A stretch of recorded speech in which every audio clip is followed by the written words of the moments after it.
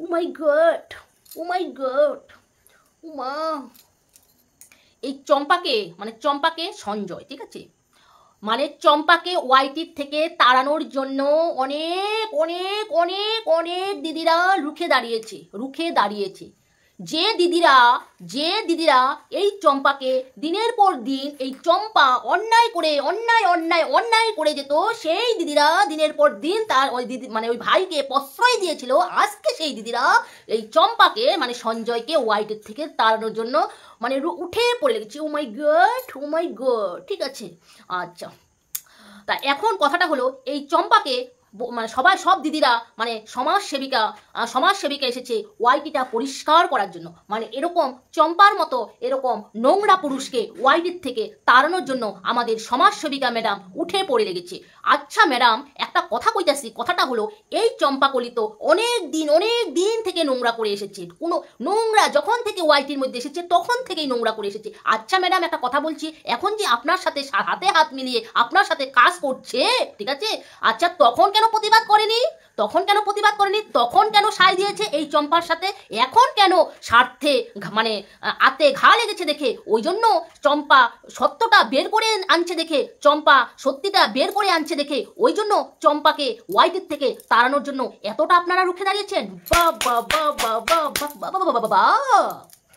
Hello বন্ধুরা, welcome back to my YouTube channel. তা তোমরা কেমন আছো? আশা করি ভালো আছো, সুস্থ আছো। আমিও ভালো আছি। নতুন আবার আরেকটা ভিডিও নিয়ে চলে আসলাম। ভিডিওটা শুরু করার আগে বলছি, চ্যানেলটাকে সাবস্ক্রাইব করে দিবে, নোটিফিকেশন অন করে দিবে। নোটিফিকেশন অন করে দেওয়ার সঙ্গে সঙ্গে আমার ভিডিও তোমাদের কাছে অবশ্যই পৌঁছে যাবে। এখন কথাটা হলো বন্ধুরা, চম্পাকে ওয়াইটির থেকে চম্পাকে হাটাও ওয়াইটি বাঁচাও, সবারই স্লোগান, এক গান, শুধু এক গান। চম্পাকে নিয়ে চম্পা সেজে ভিডিও করছে, দাড়ি বানিয়ে মোজ বানিয়ে চম্পাকে নিয়ে মানে ই করে হিট দিয়ে চম্পাকে হিট দিয়ে চম্পা সেজে ভিডিও করছে। বাহ, খুব ভালো লাগছে। আচ্ছা, এখন কথাটা হলো বন্ধুরা, মানে সমাজসেবিকা ম্যাডাম, আপনাকে একটা কথা বলছি, আপনি তো একজন সমাজসেবিকা, ঠিক আছে, আপনি তো ওয়াইটিটা পরিষ্কার করতে এসেছেন। আপনি কি চাচ্ছেন যে ওয়াইটিটা যেন পরিষ্কার হোক, যে আপনি কি চাচ্ছেন কন্ট্রোভার্সি হোক, কিন্তু কেউ জানি গালিগালাজ না করে বা পার্সোনাল অ্যাটাক না করে। এই চম্পা দিনের পর দিন কিন্তু সবাইকে পার্সোনাল অ্যাটাক করেছিল, ঠিক আছে, কিন্তু আমি এখন মানে চম্পা কোনোটাই বাদ দেয়নি। আজকে সুতপাকে আমি বলছি, সুতপার মা মাসি সুতপার বাচ্চা হয় না দেখে, যে বাচ্চা এখনো গর্ভে আসেনি সেই বাচ্চাকেও নিয়ে, যে বাচ্চা গর্ভে আসেনি সেটাকে নিয়েও এই চম্পা নোংরা কথা বলেছে, ঠিক আছে। তার মা বাবাকেও সে ছেড়ে দেয়নি, তার বাবার সাথে শুয়ে দিয়েছে সুতপাকে। তারপরে সুতপার বোন আছে, বোনকে নিয়েও নোংরা কথা বলেছে, মানে সুতপার 14 গোষ্ঠী উদ্ধার করে ফেলেছে এই চম্পা, ঠিক আছে। তখন সে যে দিদিরা এখন প্রতিবাদ করছে, তখন প্রতিবাদ কেন করেনি? এখন তো চম্পা এখন এই দিদিদের এখন পর্দা ফাঁস করছে দেখে, এখন চম্পা দিদিদের পর্দা ফাঁস করছে, দিদিরা চম্পার পর্দা ফাঁস করছে। দেখতে খুব ভালো লাগছে, আনন্দও লাগছে। কেননা কর্মা ইজ দ্য ব্যাক, যে যেমন কর্ম করবে তার ফল অবশ্যই সে পাবেই, ঠিক আছে। কিছুদিন আগে আমাদের সুতপাকে নোংরার থেকে নোংরা মাটির সাথে মিশিয়ে দিয়েছিল, ঠিক আছে। যখন সুতপার কেস করেছিল তখন কিন্তু এই চম্পা মানে সঞ্জয় তখনটা কিন্তু নেচেছিল, তাতা থেই করে নেচেছিল। যখন সুতপা সবার কোনো কারণবশত সবার কাছে আর্থিক সাহায্য চেয়েছিল, কোনো কারণ কি ছাড়াই কেউ আর্থিক সাহায্য চায় বন্ধুরা? তোমরা বলো, কোনো কারণ ছিল দেখেই ও আর্থিক সাহায্যটা চেয়েছিল। কারণ কি কারণটাও ছিল সেটাও কিন্তু তোমাদের কাছে বুঝিয়ে দিয়েছে। এই চম্পা সঞ্জয় তখন বলেছিল যে এই সুতপাকে কেউ সাহায্য করবে না, এই ঘোড়ামুখীকে কেউ সাহায্য করবে না। কে এই কথা বলেছিল? এই চম্পা কিন্তু বলেছিল। চম্পা দিনের পর দিন একটা বাচ্চা মেয়েকে তার পিতামহের সাথে শুয়ে দিয়েছিল, একটা মেয়েকে তার বুকের ক্লিপিং নিয়ে মানে ওই শিয়ালের বুকের ভাঁজ ক্লিপিং নিয়ে তার ভিডিওর মধ্যে ছেড়ে দিয়েছিল। তাহলে কি এগুলো কি নোংরা না? সেই নোংরাটা কিন্তু আজকে যে দিদিরা এই চম্পার বিরুদ্ধে রুখে দাঁড়িয়েছে, সেই দিদিরা কিন্তু তাকে সায় দিয়েছিল। তখন তারা প্রতিবাদ করতে পারতো, তখন কিন্তু আমরা শুরু থেকে কিন্তু প্রতিবাদ করেছিলাম এই চম্পাকে নিয়ে বলেছিলাম, চম্পা একটা পুরুষ মানুষ হয়ে মেয়ে ছেলেকে নিয়ে নোংরা থেকে নোংরা কথা বলছে, মেয়েদের নিয়ে বডি শেভিং করছে, মেয়েদের অঙ্গ নিয়ে কথা বলছে। আমরা কিন্তু প্রতিবাদ করেছিলাম, কিন্তু এই যে দিদিরা এখন যে দুই দিদি যে প্রতিবাদ করছে চম্পার বিরুদ্ধে, তখন কেন প্রতিবাদ করেনি, এখন কেন প্রতিবাদ করছে? এটাই আমাদের সব সময় এটা প্রশ্ন হয়ে থাকবে, কেন প্রতিবাদ করবে, কেন প্রতিবাদ করছে না? আচ্ছা, এটা গেল। এখন কথাটা হলো যে এই চম্পাকে নাকি অনেক মানুষ কেস করেছে নাকি, যাই হোক কেস করেছে মানে ওয়াইটি থেকে তাড়ানোর জন্য, কারণ তাদের প্রশ্ন যে এই চম্পা সব মেয়েদের নিয়ে নোংরা কথা বলে। আচ্ছা, একটা কথা বলি, শুধু কি চম্পায় নোংরা কথা বলে?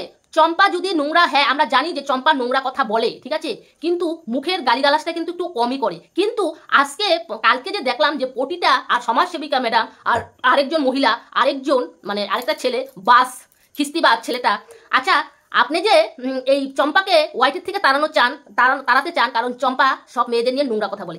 আচ্ছা যে আপনাদের সাথে আছে এই খিস্তিবাজ পুরুষটা, ঠিক আছে, সে কতটা নোংরা কথা বলে, সে কতটা নোংরা কথা বলে, যার সাথে সে ডাব খাচ্ছে, ঠিক আছে, কার চ্যানেলে বা দেখলাম ডাব খাচ্ছে, তার মেয়েকে এতটা নোংরা কথা বলেছিল, সেই নোংরা কথা আমরা মুখে আনতে পারবো না, ঠিক আছে।